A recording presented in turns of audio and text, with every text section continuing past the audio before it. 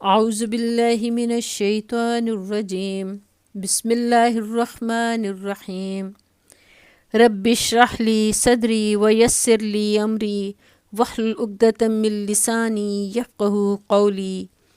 السلام علیکم ورحمۃ اللہ وبرکاتہ۔ آج ہم سورہ نساء کا 10واں رکوع شروع کرتے ہیں۔ بسم اللہ الرحمن الرحیم۔ یا ایہا الذین آمنوا خذوا حذرکم فانفروا ثبات او انفروا جمیعا۔ اے لوگو جو ایمان لائے ہو، مقابلے کے لیے ہر وقت تیار رہو، پھر جیسا موقع ہو الگ الگ دستوں کی شکل میں نکلو یا اکٹھے ہو کر۔ واضح رہے کہ یہ خطبہ اس زمانے میں نازل ہوا تھا جب احد کی شکست کی وجہ سے اطراف و نواح کے قبائل کی ہمتیں بڑھ گئی تھیں اور مسلمان ہر طرف سے خطرات میں گھر گئے تھے۔ آئے دن خبریں آتی رہتی تھیں کہ فلاں قبیلے کے تیور بگڑ رہے ہیں، فلاں قبیلہ دشمنی پر آمادہ ہے، فلاں مقام پر حملہ کی تیاریاں ہو رہی ہیں۔ مسلمانوں کے ساتھ پے در پے غداریاں کی جا رہی تھیں، ان کے مبلغین کو فریب سے دعوت دی جاتی تھی اور قتل کر دیا جاتا تھا۔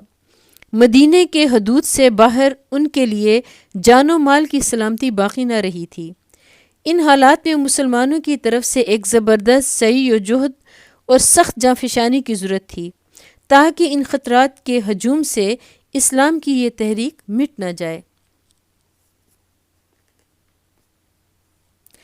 وَإِنَّ مِنْكُمْ لَمَن لَّيُبَطِّئَنَّ فَإِنْ أَصَابَتْكُم مُّصِيبَةٌ قَالَ قَدْ أَنْعَمَ اللَّهُ عَلَيَّ إِذْ لَمْ أَكُن مَّعَهُمْ شَهِيدًا۔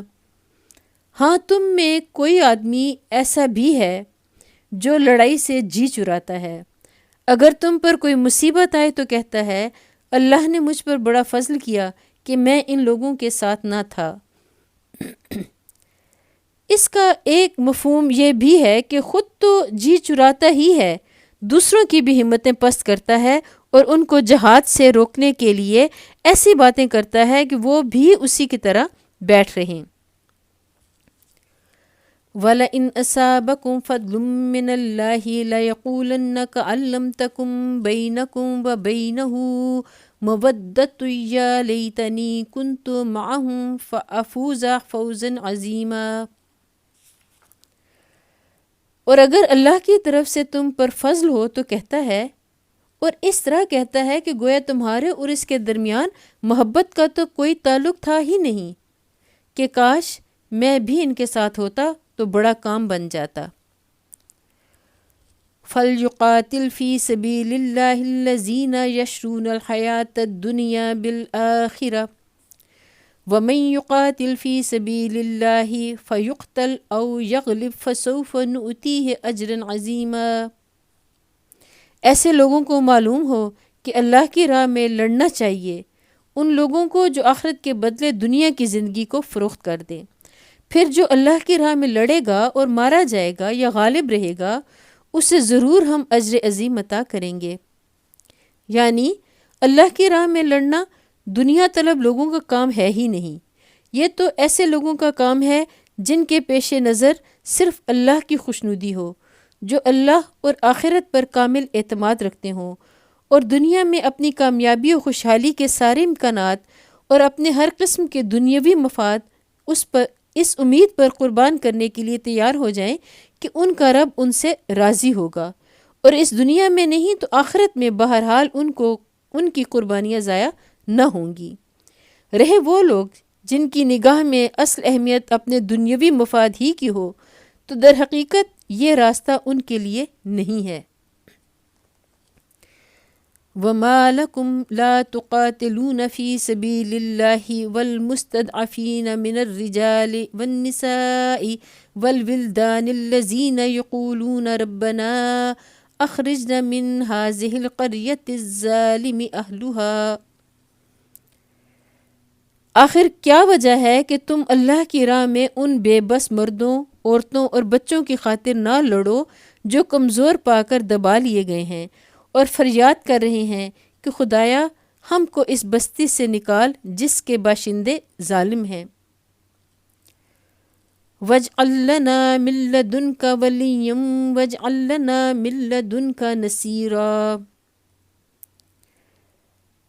اور اپنی طرف سے ہمارا کوئی حامی و مددگار پیدا کر دے۔ یہ اشارہ ہے ان مظلوم بچوں، عورتوں اور مردوں کی طرف جو مکے میں اور عرب کے دوسرے قبائل میں اسلام قبول کر چکے تھے، مگر نہ ہجرت پر قادر تھے اور نہ اپنے آپ کو ظلم سے بچا سکتے تھے۔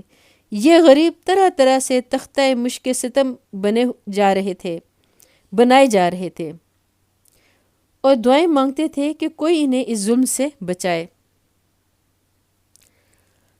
الذین آمنوا یقاتلون فی سبیل اللہ والذین کفروا یقاتلون فی سبیل الطاغوت فقاتلوا اولیاء الشیطان۔ جن لوگوں نے ایمان کا راستہ اختیار کیا ہے وہ اللہ کی راہ میں لڑتے ہیں، اور جنہوں نے کفر کا راستہ اختیار کیا ہے وہ طاغوت کی راہ میں لڑتے ہیں۔ یہ اللہ کا دو ٹوک فیصلہ ہے۔